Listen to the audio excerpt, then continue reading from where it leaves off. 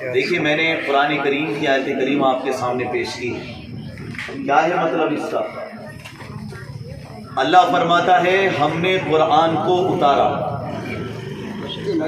جس کا مطلب یہ ہے، اللہ فرما رہا ہے ہم نے قرآن کو اتارا. یہ قرآن وہ کتاب ہے جو ایمان والوں کے لیے شفا بھی ہے اور رحمت بھی ہے. قرآن ایمان والوں کے لیے شفا بھی ہے اور رحمت بھی ہے. اب دیکھیے کہ ماشاءاللہ ان بچوں نے قرآن کو مکمل کیا. میری دعا ہے کہ اللہ رب العالمین انہیں بھی برکت عطا فرمائے، ان کے ماں باپ کو بھی برکت عطا فرمائے. بڑی محنت کی حضرت مولانا نور صاحب نے، اور جو یہاں پر اور بھی آپا وغیرہ پڑھاتی ہیں یا جو ہمارے مؤذن صاحب وغیرہ پڑھاتے ہیں. مولا دعا ہے کہ اللہ رب العالمین سب کے علم و عمل میں برکت عطا فرمائے. آمین. مگر یہاں ماشاءاللہ میں دوپہر میں بھی آیا تھا عصر سے کچھ دیر پہلے، تو آ کر کے تھوڑا بچوں کا امتحان لیا، سنا، خدا کے کرم سے بہتر سنایا، اور میری دعا ہے اللہ اور بہتر طریقے سے جو پڑھا ہے اسے سمجھنے کی بھی مولا توفیق عطا فرمائے. آمین. ابھی ہمارے مولانا رفیق صاحب نے بچوں کو صدق اللہ العظیم یہ پڑھایا.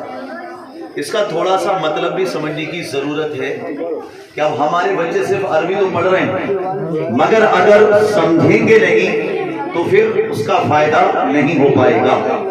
ہاں یہ الگ بات ہے کہ قرآن کی یہ عظمت ہے کہ بغیر سمجھے بھی اگر کوئی پڑھے تو اللہ رب العالمین اسے برکتیں عطا فرماتا ہے. قرآن کے ہر لفظ پر اللہ رب العالمین 10 نیکیاں عطا فرماتا ہے. ہمارے نبی نے فرمایا الف لام میم. میں یہ نہیں کہتا کہ یہ ایک لفظ ہے، بلکہ الف ایک حرف، لام 2 حرف اور میم 3 حرف. تو اگر کوئی محبت سے الف لام میم کو ہی پڑھ لے تو اللہ رب العالمین اسے 30 نیکیاں عطا فرماتا ہے. ماشاءاللہ. اب جیسے کہ صدق اللہ العظیم بچوں نے پڑھا، اس کا مطلب کیا ہے کہ انہوں نے جو قرآن پڑھا، صدق اللہ، بے شک یہ سچ ہے، اللہ نے سچ فرمایا جو عظیم ہے. اب دیکھیں اس میں جو دعا کرائی گئی وہ یہ تھی کہ سب سے پہلے جو یہاں پر لیا الف کو، اب یہاں پہ دعا کی اللہم الف الفا، یعنی الف سے جو ہے الفت کو کیا گیا یہاں پر. اب الف جو ہم پڑھتے ہیں اس سے آپ غور کیجئے کہ یہاں پہ جو ہم نے الف پڑھا تو ہم نے یہاں پہ اللہ سے دعا کی کہ اللہ الف کے بدلے بالالفی الفا، قرآن میں جتنے بھی الف آئے ہیں ان کے ذریعے ہمارے درمیان الفت عطا فرما. الفت کا مطلب سمجھتے ہیں؟ محبت عطا فرما. ہمارے درمیان قرآن کو پڑھنے کا مقصد سمجھو. حالانکہ میں کچھ اور سوچ کے آیا تھا، لیکن جب یہاں صدق اللہ العظیم پڑھایا گیا تو میرے دل میں آیا کہ اس کا تھوڑا سا ترجمہ میں آپ کے سامنے پیش کرتا ہوں. یہ عربی میں ہے لیکن آپ کو اس کا مطلب سمجھنا ہے، اس کا مفہوم سمجھنا ہے کہ اللہم الف الفا. یہاں پہ بتایا گیا اللہم ارزقنا بالالف الفا. یا اللہ رب العالمین یہ جو قرآن میں الف آیا، جتنی مرتبہ بھی آیا، جتنی جگہ بھی آیا، اس کے ذریعے ہمارے درمیان الفت عطا فرما.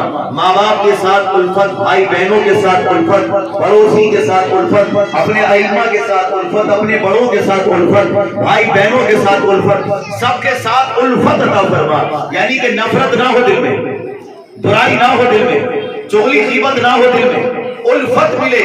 ماشاءاللہ اس کا مطلب یہ ہوا. اور پھر آگے کیا دعا کی ہم نے یہاں پر جو بچوں نے پڑھا کہ الف کے ذریعے الفت اور وبل بائی برکہ، یعنی وبل بائی برکت.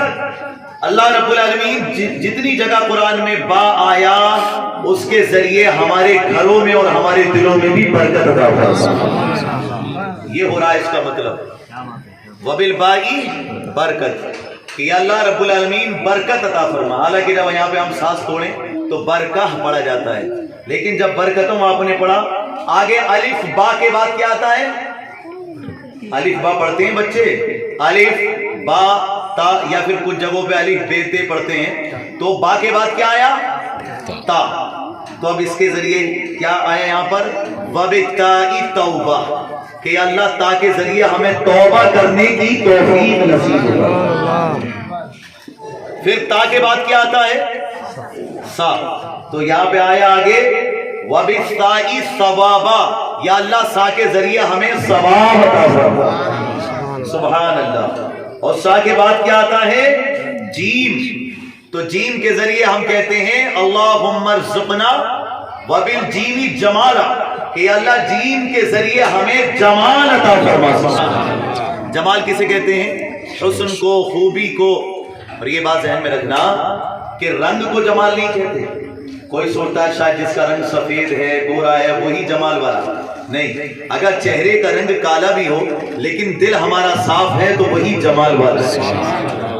ٹھیک ہے. اسلام جو ہے صرف چہرے کی خوبصورتی میں نہیں جاتا، انسان کا. وَبِالْحَاءِ حِکْمَةٍ، کہ اللہ ہا کے ذریعے ہمیں حکمت عطا فرما. یہ حکمت بہت بڑی چیز ہے. بات کہاں کیسے کرنی ہے، کس انداز کے ساتھ کرنی ہے، اس کو بھی حکمت کہتے ہیں. اور اگر کوئی پریشان آپ کے ساتھ پاس آ جائے تو اس کی مدد کیسے کرنی ہے، اس کو بھی حکمت کہتے ہیں. بڑوں کے ساتھ کیسے بات کرنی ہے، چھوٹوں کے ساتھ کیسے بات کرنی ہے، اس کو بھی. اب یہ بچے جب سمجھیں گے ان باتوں کو، آپ بھی بڑے ہیں، یہاں پہ بھی جتنے بھی لوگ ہیں، میں نے کیا کہا، قرآن کو سمجھنے کی ضرورت ہے. اور یہ جو آخر کے جملے ہیں ان کو بھی سمجھنے کی ضرورت ہے. وَبِالْحَاءِ حِکْمَةٍ، حکمت کسے کہتے ہیں، بات کس طریقے سے کریں گے آپ، یہ بھی حکمت میں داخل. اب ہمارے پیارے نبی کے نواسے کون ہیں؟ کربلا کے میدان میں جنہوں نے قربانی دی، امام حسین اور امام حسن. تو حسن حسین ہمارے پیارے نبی کے نواسے. انہوں نے ایک مرتبہ ایک بزرگ کو جو ہے مسجد میں وضو کرتے ہوئے دیکھا کہ وہ وضو خانے پہ وضو بنا رہے تھے.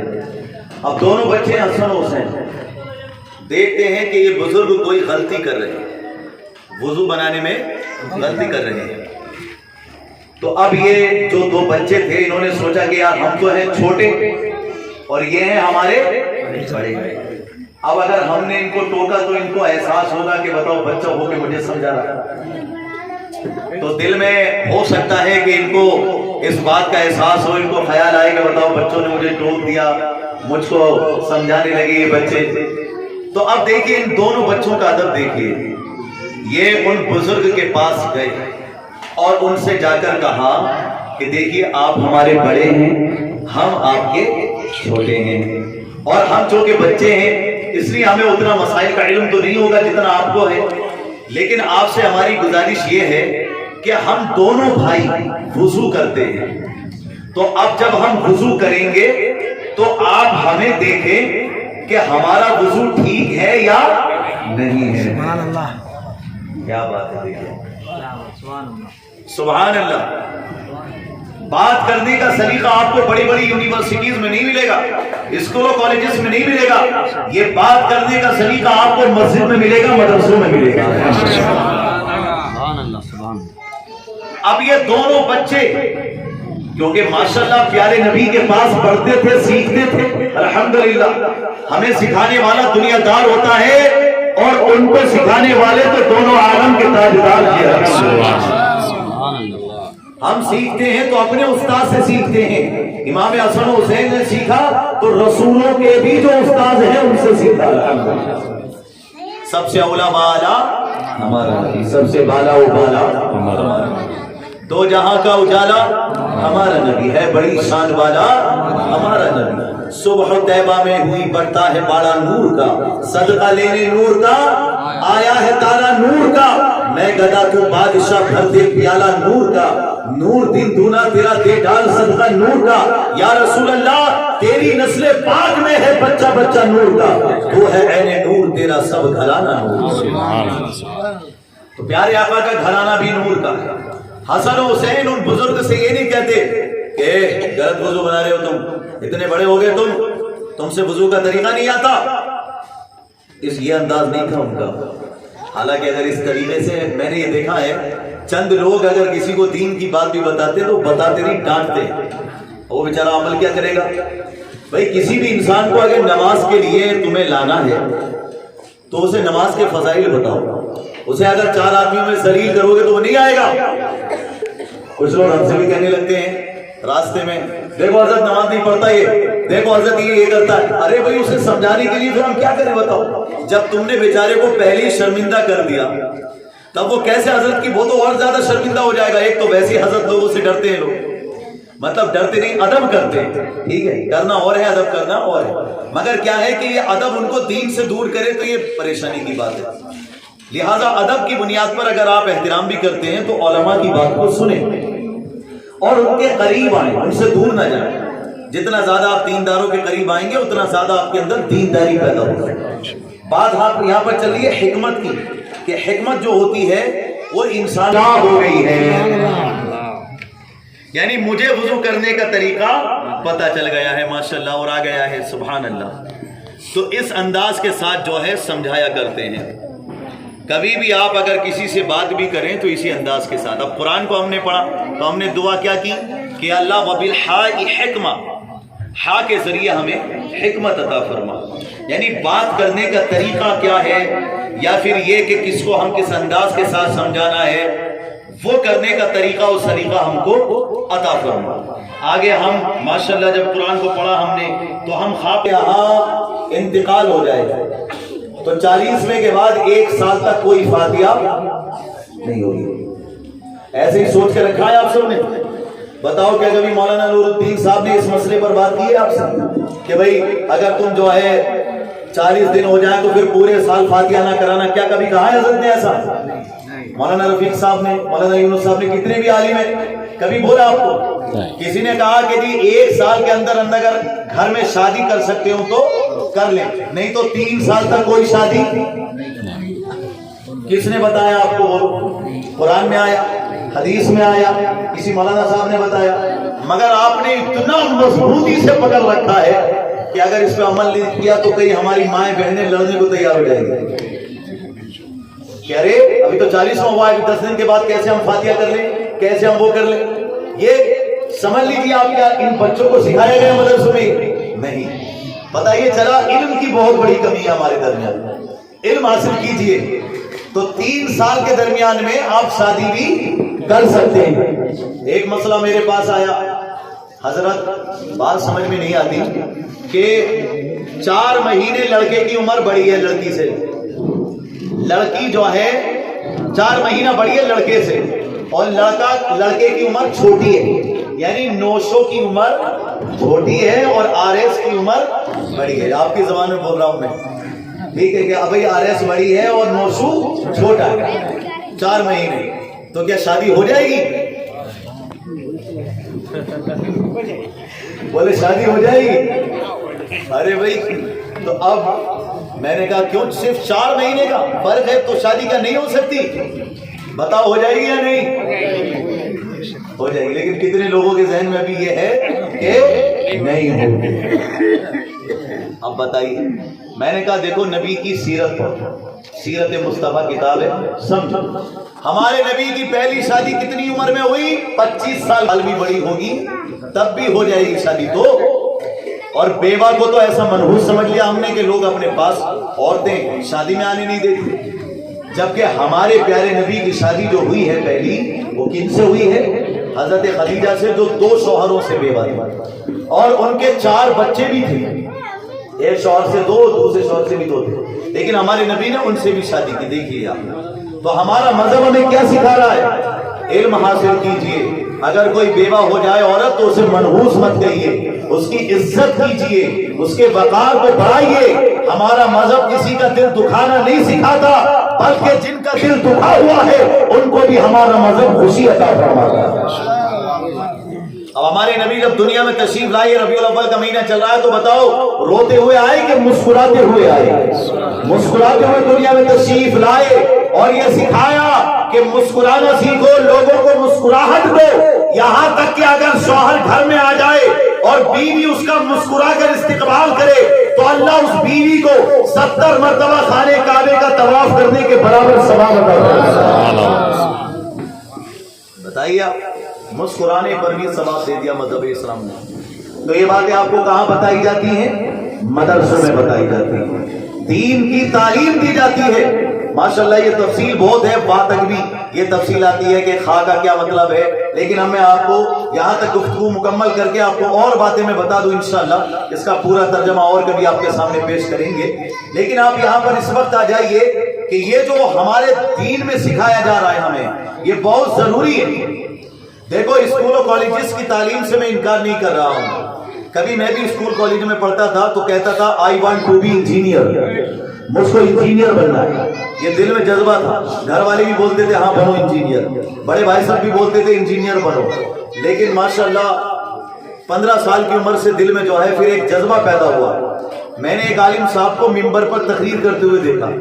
ان کی تقریر سے میں اتنا متاثر ہوا کہ میرے دل نے یہ جذبہ کیا کہ انشاءاللہ بڑے ہو کے مجھے بھی عالم بننا ہے.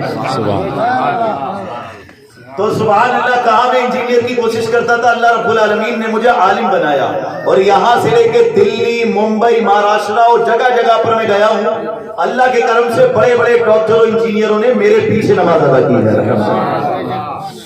تو اللہ نے مصلی کا امام بنایا تو میں اس پر اللہ کا شکر ادا کرتا ہوں، ناشکری نہیں کرتا کہ اللہ نے اس مقام تک پہنچایا.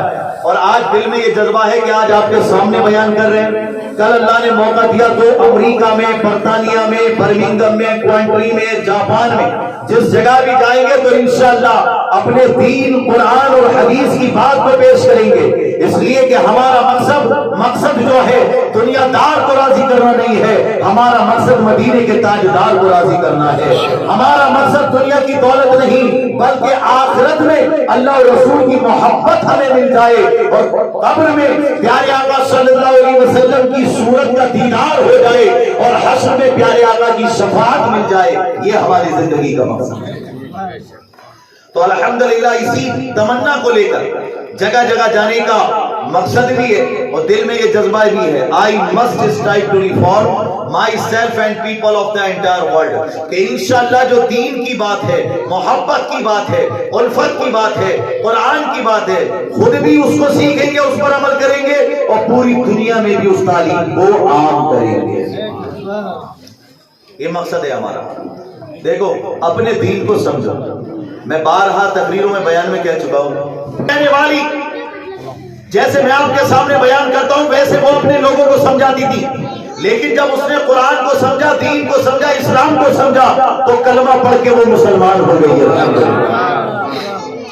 عمرے پہ گئی وہ خاتون، وہ عورت عمرے پر گئی اور عمرے پہ جا کے اس عورت نے کہا کہ now I love Islam more then my self. اللہ اکبر. کیا مطلب ہے اس کا؟ ٹیچر صابری مالا کہتی ہے کہ جب تک میں نے قرآن کو نہیں پڑھا تھا، اسلام کو نہیں پڑھا تھا، نبی کے فرمان کو نہیں پڑھا تھا تو مجھے اپنی جان سب سے زیادہ پیاری تھی. لیکن اب میں نے قرآن کو سمجھ لیا، نبی کی باتوں کو سمجھ لیا، اسلام کو سمجھ لیا تو آج مجھے اپنی جان سے بھی زیادہ پیارا مذہب اسلام ہے. اپنی جان سے بھی زیادہ پیارا مذہب اسلام ہے، کیونکہ اس نے دین کی تعلیم کو سمجھا. تو آپ سے بھی میری گزارش ہے کہ آپ اپنے بچوں کو سکھائیے، پڑھائیے اور دینی تعلیم میں ان کو لائیے، ساتھ ساتھ عمل کیجیے دین کی باتوں پر. جو بچے ماشاءاللہ یہاں پڑھ رہے تھے اور جو بچے پڑھ چکے ہیں وہ اپنے ماں باپ کی فرما برداری کریں، بڑوں کی عزت کریں. آج ہم دیکھ رہے ہیں کہ ہمارے معاشرے میں بے ادبی پھیلتی جا رہی ہے. امام صاحب گزرے یا کوئی بڑے صاحب گزرے تو ایک وقت کو امام صاحب کا تو انسان ادب کر لیتا ہے، لیکن میں نے دیکھا کہ کچھ لڑکے جو ہے اپنے بڑوں کا ادب نہیں کر پا رہے ہیں، بڑوں کی بات نہیں سن رہے. اولاد اپنی ماں باپ کی بات سننے کو تیار نہیں. ادب تو بعد میں کرے گی، ان کی عزت کرنے کو تیار نہیں. میری گزارش ہے آج سے آپ اس بات کو عمل میں لائیں کہ اگر آپ کے والد صاحب باہر گئے اور وہ پھر گھر میں آئے ہیں، آپ اگر کرسی پر بیٹھے ہیں تو آپ اپنے باپ کے آتے ہی اٹھ کے کھڑے ہو جائیں. آپ کو ملنے والا ہے تو اپنی مینٹلٹی کو، اپنے مائنڈ کو، اپنی تھنکنگ کو بہتر کیجیے. اپنے ذہن میں زیادہ سے زیادہ دین کی باتوں کو لائیے، عمل میں لائیے. بہت بڑا مرتبہ ہے دینی تعلیم کا. سمجھیے آپ بڑے بڑے بادشاہ بھی اپنی اولاد کو دینی تعلیم سکھاتے تھے اور علماء کے سامنے آ کر عالموں کو اوپر بیٹھا کر خود نیچے بیٹھ جایا کرتے. خلیفہ ہارون رشید کا واقعہ ہے. کہ علماء کی بڑی عزت کرتا، یہاں تک کہ اپنے بیٹے مامون رشید کو پڑھنے کے لیے بھیجا اس نے مدرسے میں۔ پہلے وہ عالم صاحب سے بولا کہ آپ گھر میں محل میں آ کے پڑھائیں، تو حضرت نے فرمایا کہ نہیں نہیں، جہاں سارے بچے پڑھتے ہیں وہاں تیرا بیٹا بھی پڑھے گا۔ اب وہ تھا تو بادشاہ، اسے غصہ نہیں آیا صاحب کہ مجھ سے اس طریقے سے بات کر رہے ہیں حضرت، لیکن بادشاہ ہونے کے بعد وہ ایک عالم کے مرتبے کو جانتا تھا۔ اس نے کہا کہ اگر آپ یہ چاہتے ہیں کہ میرا بیٹا مدرسے میں آئے تو ٹھیک ہے، میرا بیٹا مدرسے میں آئے گا، لیکن میرے بیٹے کو سارے بچوں کے ساتھ مت پڑھائیں، الگ سے کلاسز دیں، الگ سے پڑھائیں اس کو۔ تو جانتے ہو عالم صاحب کا نام تھا علامہ کسائی، امام کسائی ان کو کہا جاتا تھا۔ امام صاحب تھے، بہت بڑے عالم تھے۔ علامہ امام کسائی سے بادشاہ نے کہا کہ میرے بیٹے کو میں مدرسے میں بھیجوں گا، لیکن الگ سے کلاس دو اس کو، الگ سے پڑھاؤ اس کو۔ علامہ کسائی فرماتے ہیں ایسا بھی نہیں ہو سکتا، جہاں ایک غریب کا بچہ پڑھے گا وہاں پر ہی تیرا بیٹا بھی پڑھے گا۔ اور سن لے، اگر کلاس میں بعد میں آیا تو ایسا نہیں ہو سکتا کہ اسے آگے بلا کر کے میں بٹھاؤں گا، اگر پیچھے جگہ ملے گی تو وہی بیٹھ کر پڑھے گا تیرا بیٹا، اس لیے کہ یہ جو قرآن کا علم ہے یہ کسی دنیا دار کا نہیں ہے بلکہ مدینے کے تاجدار کا علم ہے۔ اور یہ قرآن اور حدیث کا علم یہ دنیا کے ہر علم سے بڑھ کر ہے، ہر تعلیم سے بڑھ کر ہے۔ دنیا میں بڑے بڑے سائنسداں آئے، بڑے بڑے جغرافیائی آئے، بڑے بڑے میتھس کے جو ہے پڑھانے والے آئے، لیکن ان سب سے بڑھ کر اگر علم ہے تو وہ قرآن کا علم ہے، حدیث کا علم ہے۔ بایولوجی کا علم اپنی جگہ ہے، سائیکولوجی کا علم اپنی جگہ ہے، جیولوجی کا علم اپنی جگہ ہے، مگر یہ جو قرآن کا علم ہے وہ سب سے بڑا ہے۔ تو اب خلیفہ اپنے وقت کا بادشاہ، مگر اس نے حضرت کی بات کو سنا تو اس نے سر تسلیم خم کر دیا، بولے حضرت جہاں میرا بیٹا آپ بیٹھا کر پڑھائیں گے مجھے منظور ہے، مگر آپ اسے قرآن و حدیث کا علم سکھائیں۔ آپ دیکھیں پھر کیا ہوا، وہ بچہ پڑھنے آنے لگا۔ ایک مرتبہ امام کسائی کو وضو کے لیے حاجت ہوئی، بھائی نماز کے لیے وضو کرتے ہیں، پہلے کیا ہوتا تھا لوٹے سے پانی ڈالا جاتا تھا، ابھی تو یہ نل وغیرہ ہے۔ آپ کیا لوٹے کو کیا بولتے ہیں، بدنا بولتے ہیں، کیا بولتے ہیں، لوٹا ہی بولتے ہیں، چل تھامبل بولتے ہیں، تو کمبل بولتے ہیں، اس سے پانی ڈالا جاتا تھا۔ پھر کیا ہوا کہ مامون رشید جو خلیفہ ہارون رشید بادشاہ کا بیٹا ہے وہ حضرت کے ہاتھوں پہ پانی ڈال رہا ہے۔ اب وضو میں ہاتھ بھی دھوئے جاتے، چہرہ بھی دھویا جاتا، کونیاں بھی دھوئی جاتی، پاؤں کا نمبر آ گیا۔ جب پاؤں کا نمبر آیا تو وہ پاؤں پر بھی پانی ڈالنے لگا۔ اب دور سے بادشاہ کا گزر ہو رہا تھا، اس نے اپنے بیٹے کو دیکھا، ارے میرا بیٹا پانی ڈال رہا ہے، تو وہ آیا بڑے جلال میں، اور آ کر اس نے جو کوڑا تھا، کوڑا ہوتا وہ ایک کیا کہتے ہیں رسی کی طرح ہوتا ہے، اس کو اس نے مارا۔ اب بتاؤ کس کے مارا ہوگا، علامہ کسائی کے؟ نہیں، اپنے بیٹے کے مارا، اور کہا بے ادب کیا سیکھا تو نے ابھی تک، استاذ کے پاؤں پر صرف ایک ہاتھ سے پانی ڈال رہا ہے۔ وہ بادشاہ کہتا ہے صرف پانی مت ڈال، ایک ہاتھ سے پانی ڈال اور دوسرے ہاتھ سے حضرت کے پیروں کو دھو۔ اللہ، حضرت کے پیروں کو دھو دوسرے ہاتھ سے، یہ تیرے استاد ہیں۔ اور پھر اس نے حضرت سے بھی کہا کہ حضرت آپ میرے بیٹے سے صرف پانی نہ ڈلوائیں، یہ آپ کی خدمت کے لیے ہے۔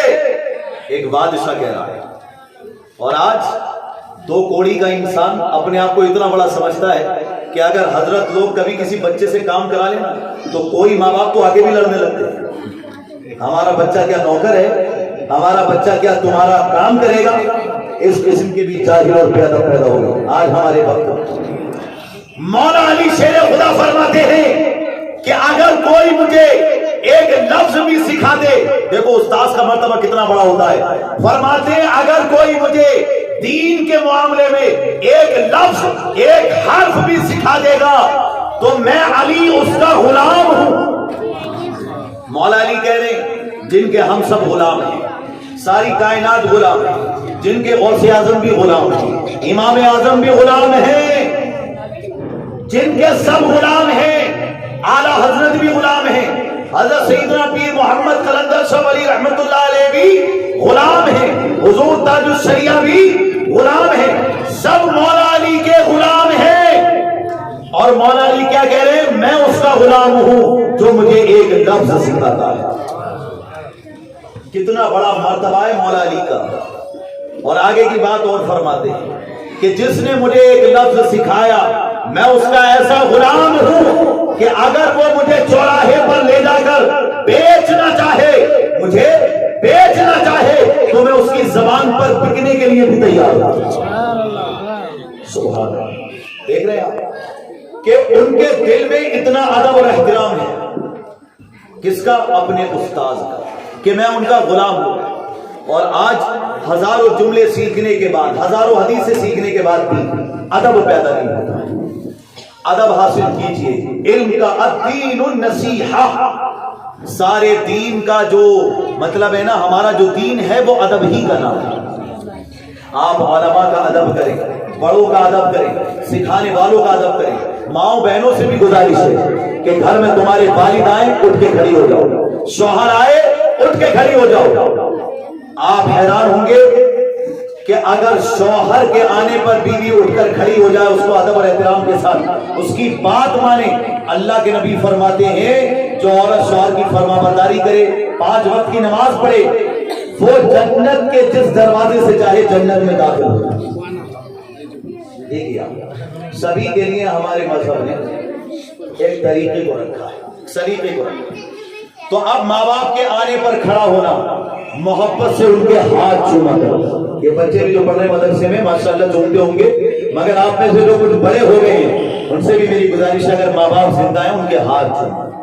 اللہ توفیق دے تو ان کے قدموں کو چومو، ماں باپ کے قدم بھی چوم لو تو یہ تمہاری بہت بڑی خوش نصیبی ہے۔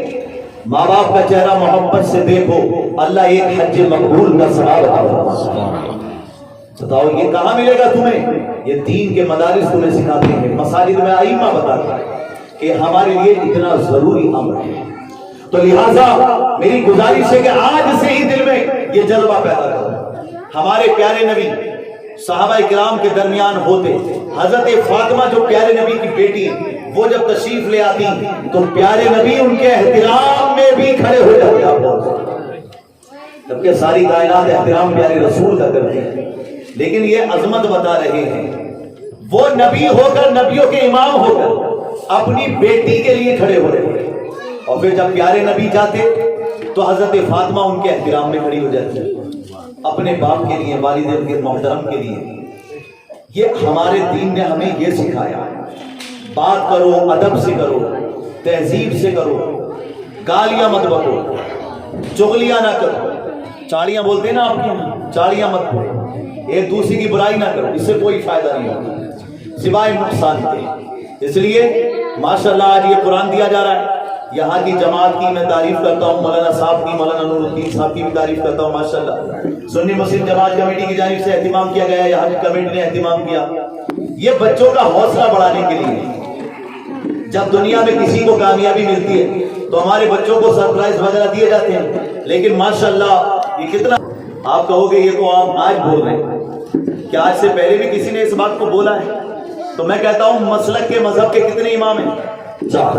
امام اعظم ابو حنیفہ، امام شافعی، امام مالک، امام احمد ابن حنبل۔ امام شافعی کے بارے میں آتا ہے کہ کسی نے آ کے کہا حضرت میری بیٹی کی مجھے شادی کرنی ہے۔ کیا کرنی ہے؟ اور میری بیٹی جب چھوٹی تھی تو میں نے دل میں یہ تمنا کی تھی کہ یا اللہ جب یہ بڑی ہوگی تو دنیا کی ہر چیز اس کے جہیز میں دوں گا، دنیا کی ہر چیز اس کے جہیز میں دوں گا۔ اب بیٹی جوان ہوگی، شادی میرے کو کرنی ہے، اور پاس میں پیسے تو ہیں نہیں، کچھ تو نہیں ہے میرے پاس۔ امام شافعی نے فرمایا تیرے گھر میں قرآن موجود ہے، سبحان اللہ۔ فرمایا قرآن اٹھا کر اپنی بیٹی کو جہیز میں دے دے، صرف دنیا ہی کی نہیں بلکہ آخرت کی بھی، اور دنیا کی بھی، اور کائنات کی بھی، زمین و آسمان کی سب سے بہترین چیز تو نے اپنی اولاد کو دے۔ یہ ہے ہمارا قرآن. یہ قرآن وہ ہے جس کے بارے میں میں تو بڑی دیر سے تعریف کر رہا ہوں. انگریزوں نے کہا ہے most repeatedly readed consolidated divine book of universal knowledge. Quran کے بارے میں بول رہا ہوں. Most repeatedly readed consolidated divine book of universal knowledge. دنیا کی سب سے زیادہ پڑھی جانے والی ایسی ٹھوس جامع مضبوط پاک پوتر کتاب of universal knowledge, of universal knowledge, جس میں کائنات کا سارا علم موجود ہے. یونیورسل جتنی بھی پوری دنیا میں نالجز ہیں، جتنے بھی معاملات ہیں، سب قرآن میں موجود. تبھی کسی شاعر نے کہا تھا صحرا میں جنگلوں میں بیابان میں پڑھو، مینار گر پڑے ہو تو میدان میں پڑھو، یہ بے خبر نجومی تمہیں کیا بتائیں گے، کل ہونے والا کیا ہے یہ قرآن میں پڑھو. کل ہونے والا کیا ہے یہ قرآن میں پڑھو. قرآن بھی زندہ ہے اور قرآن کو پڑھنے والے اور عمل کرنے والے بھی زندہ ہے. ہندوستان میں سب سے پہلے کون آئے آپ بتائیے؟ حالانکہ اور بزرگوں کا بھی نام ملتا ہے، لیکن جو سب سے زیادہ مشہور ہوئے وہ کون؟ ہمارے خواجہ غریب نواز آئے ہندوستان میں. حالانکہ ان سے پہلے بھی عزیزان محترم صحابہ کرام نے دین کی تعلیمات کو عام کیا، لیکن حضور خواجہ غریب نواز جب آئے تو بتاؤ کیا تلوار لے کر آئے، بم لے کر آئے، رائفل لے کر آئے، بندوق لے کر آئے؟ تاریخ اٹھا کے دیکھو تو آپ کو پتا چلے گا ہمارے خواجہ تلوار لے کر نہیں آئے تھے، مسلح اور قرآن لے کر آئے تھے. سبحان اللہ. قرآن لے کر آئے اور سبحان اللہ قرآن کی تعلیمات پر ایسا عمل کیا جو ہمارے خواجہ نے کہہ دیا وہ ہو گیا. قرآن پڑھنے والوں کی زبان پہ اللہ ایسا اثر دے دیتا وہ جو کہتے ہیں وہ ہو جاتا. آپ زبان کو جھوٹ سے بچائیے، بری بات سے بچائیے. آپ جو دعا کریں گے اللہ قبول فرمائے. قرآن پڑھیے آپ ماشاءاللہ. مندر کے آگے آ کر بیٹھ گئے، واقعہ بتا دیتا ہوں آپ کو. ہمارے خواجہ غریب نواز قرآن پڑھ رہے ہیں سبحان اللہ، اور مندر کے سامنے بیٹھ کے پڑھ رہے ہیں. 4 عورتیں آئیں. آپ نے فرمایا کہاں جا رہی ہو؟ انہوں نے کہا بابا جان آپ یہاں کیوں بیٹھے ہیں؟ کہا میں اس لیے بیٹھا ہوں کہ اللہ کا قرآن پڑھ رہا ہوں. بولے اچھا تو تم قرآن پڑھتے ہو؟ ہاں ہم قرآن پڑھتے ہیں. ہمارے خواجہ نے فرمایا اچھا تم لوگ کیا کرتے ہو؟ ان 4 عورتوں نے کہا کہ ہم تو دیوتا کو دودھ چڑھانے جاتے ہیں. سر پہ چاروں کے وہ رکھا ہوا تھا، اس کو مٹکا بولتے. کیا بولتے ہیں؟ مٹکا ہی بولتے ہیں، لیکن مٹکے کا مطلب یہاں پہ اور بھی سمجھتے ہیں، وہ والا مطلب مت سمجھنا آپ، ٹھیک ہے؟ سر پہ کیا کہتے ہیں؟ ہانڈی. ٹھیک ہے، وہ رکھا تھا 4 عورتوں کے اوپر. ٹھیک ہے، تو اب آپ غور کیجیے 4 عورتوں کے سر پہ وہ رکھا ہے، اس میں دودھ ہے. ہمارے خواجہ غریب نواز نے فرمایا اچھا بیٹیاں یہ بتاؤ کہ تم جب یہ دودھ اندر کو لے کر کے جاؤ گی تو کیا تمہارے دیوتا دودھ پیتے ہیں؟ کہا دودھ تو نہیں پیتے. بولے پھر تم کیا کرتے ہو؟ بولے بس یوں ہی چڑھا دیتے ہیں ان کے اوپر. کہا بھی چلانے کی ضرورت نہیں ہے، ان دیوتاؤں سے بولنا کہ باہر ایک بابا بیٹھے انہوں نے فرمایا ہے کہ دودھ کو آج پی لیں، دودھ پی لیں. اب وہ عورتیں گئی، 4 نے جا کے اس کو گھڑے کو مٹکے کو ہانڈی کو سامنے رکھ دیا، اور سامنے رکھنے کے بعد ان دیوتاؤں سے کہا وہ جو مورتیاں بنی ہوئی تھی کہ باہر ایک بابا بیٹھے ہو، انہوں نے کہا آج دودھ پی لو. تو 4 مورتیوں کی جیبیں باہر آ گئی، اور جیبیں باہر آئی اور وہ اس میں مٹکے میں گئی، گھڑے میں گئی اور سارے کا سارا دودھ پی گئی. اب ادھر ان مورتیوں کے منہ کھلے تھے، ادھر ان عورتوں کے منہ کھل گئے تھے، اور یہ باہر آئی دوڑی دوڑی اور آ کر خواجہ غریب نواز سے کہا بابا جان ہم حیران ہوئے، اب ہم ان مورتیوں کی پوجا کریں یا آپ کی پوجا کریں؟ ارے یہ مورتیاں بھی تو آپ کی بات مان رہی ہیں، تو ہم ان کی پوجا کریں کہ آپ کی پوجا کریں؟ ان کی عبادت کریں کہ آپ کی عبادت کریں؟ ہمارے خواجہ غریب نواز نے فرمایا نہ ان کی عبادت کرو نہ میری عبادت کرو، جس خدا کو میں مانتا ہوں اس خدا کی عبادت کرو. سبحان اللہ. پھر کیا ہوا؟ ماشاءاللہ ان 4 عورتوں نے مذہب اسلام کو قبول کر لیا. ایسی الحمدللہ 1-2 نہیں، ہمارے خواجہ کی اکیلی زبان میں 90 لاکھ کافروں کو کلمہ پڑھا کے مسلمان بنائے. تو زبان جب جھوٹ سے بچتی ہے، زبان جب چغلی سے بچتی ہے، زبان جب برائی سے بچتی ہے، زبان جب کسی کا برا کہنے سے بچتی ہے، زبان جب فساد سے بچتی ہے، اور جب زبان قرآن پڑھتی ہے، حدیث پڑھتی ہے، تو جو زبان سے نکل جاتا ہے اللہ رب العالمین اسے قبول فرما لیتا ہے. ہمارے خواجہ غریب نواز نے جو کہا، اب وہ انا ساگر جو سمٹ کے آیا کیسے، پہرا لگایا انا ساگر پر، ہمارے خواجہ نے صرف ایک خادم کو بھیجا اور کہا اس نے خادم نے کہ میں آگے کیسے جاؤں گا، وہاں تو پہرا لگا ہے، اندر جانے نہیں دیتے۔ ہمارے خواجہ غریب نواز نے کہا ہے میرے مرید گھبرا مت، جہاں تک تو جا سکے جانا، اور بعد میں اعلان کر کے انا ساگر کو بولنا کہ تجھے خواجہ غریب نواز نے بلایا ہے۔ بس یہ مرید کاسا لے کے پہنچا، سپاہیوں نے روک دیا، وہیں پر اس نے آواز لگائی انا ساگر کو کہ تجھے خواجہ غریب نواز نے بلایا ہے، تجھے میرے خواجہ نے بلایا ہے۔ سارا ساگر انا ساگر آ گیا کاسا، ماشاءاللہ، بلکہ بعض کتابوں میں تو لکھا ہے انا ساگر ہی نہیں، اجمیر کی دھرتی میں جتنے تالاب تھے سارے کا سارا پانی اس کاسے میں آ گیا تھا۔ اللہ، یہ ہمارے خواجہ غریب نواز جو زبان سے کہہ دے وہ ہو جاتا ہے، کیونکہ زبان جب قرآن پڑھتی ہے تو اللہ رب العالمین اس زبان کو بھی برکتیں عطا فرماتا ہے۔ ماشاءاللہ، تو قرآن کی تعلیمات کو عام کیجیے، قرآن کو پڑھیے، روزانہ 1 سوا پارہ ہر بہن پڑھے، ہر بھائی پڑھے۔ اگر آپ پڑھ نہیں سکتے تو گھر میں آپ کی بیٹی یا بیوی یا ماں جو بھی پڑھی ہوئی ہیں ان کے پاس بیٹھ کر روزانہ آدھا گھنٹہ قرآن کو سنیے۔ اگر وہ اردو پڑھنا جانتی ہے تو آدھا گھنٹہ دین کی بات کو سمجھیں، پھر دیکھیے آپ کیسے برکتیں ملتی ہیں۔ دنیا بھر میں گھومنے کے بعد آپ کو سکون نہیں ملے گا۔ چلے جاتے ہیں نا گھومنے کے لیے، کبھی اوٹی چلے جاتے ہیں، کبھی کہیں، کبھی بنگلور، کبھی دوسرے دیشوں میں بھی شملہ وغیرہ جاتے ہیں، اتنا سکون آپ کو وہاں نہیں ملے گا جتنا خدا کا قرآن سن کر آپ کو ملے گا۔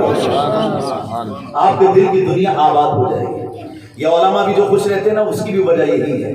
تو عزیزان محترم کہ قرآن کو پڑھیے، سمجھیے، چہروں پہ رونق آتی ہے قرآن پڑھنے سے، گھر میں برکت آتی ہے قرآن پڑھنے سے، اولاد فرمانبردار ہو جاتی ہے قرآن پڑھنے سے، دعائیں قبول ہوتی ہیں قرآن پڑھنے سے۔ تو ماشاءاللہ میری دعا ہے اللہ رب العالمین آپ سب کو آباد رکھے، سب کو عمل کی توفیق عطا فرمائے، زبان کو برائیوں سے بچائیے، جھوٹ چغلی غیبت سے بچائیے، اور زبان پر اللہ کا کلام جاری کیجیے۔ میری دعا ہے تمام بچوں کے لیے، بڑوں کے لیے، اللہ سب کے علم و عمل میں بے پناہ برکتیں عطا فرمائے۔ وآخر دعوانا الحمدللہ رب العالمین۔ السلام علیکم ورحمۃ اللہ وبرکاتہ۔ دعا ہے اللہ رب العالمین اس مدرسے کو ترقی عطا فرمائے۔ آپ سے بھی گزارش ہے کہ جتنا زیادہ ہو سکے الحمدللہ یہ مدارس میں، مدارس کی ترقی میں، اس کے حصے میں حصہ لیجیے، اور زیادہ سے زیادہ تعاون کر کے ماشاءاللہ مدرسے کے کام کو جلد سے جلد مکمل کیجیے۔ یہ دین کا قلعہ ہے، اس کو یہ نہ سوچیں آپ اگر یہ مدرسے آباد ہے تو سمجھ لیجیے گا کہ ہمارا ایمان بچا ہوا ہے، ہمارا عقیدہ بچا ہوا ہے۔ اور ماشاءاللہ یہ بہت بڑی تعمیر، ہمارے گھروں سے بھی زیادہ، اگر ایک وقت کو گھر نہ ہوئے تو کم سے کم جان پہ ہمیں ہماری بوجھ آئے گا، لیکن اگر مدارس ختم ہو گئے تو ہمارا ایمان ہی چلا جائے گا۔ اس لیے اپنے ایمان کو بچانے کے لیے مدرسے کا ہر حال میں ساتھ دیجیے۔ میری دعا ہے جن لوگوں نے حصہ لیا اللہ سب کے حصے کو قبول کرے، اور جو محنت ہے کمیٹی کی اللہ اسے بھی قبول کرے۔ نعرہ تکبیر، اللہ اکبر، نعرہ رسالت، یا رسول اللہ۔ ہمارے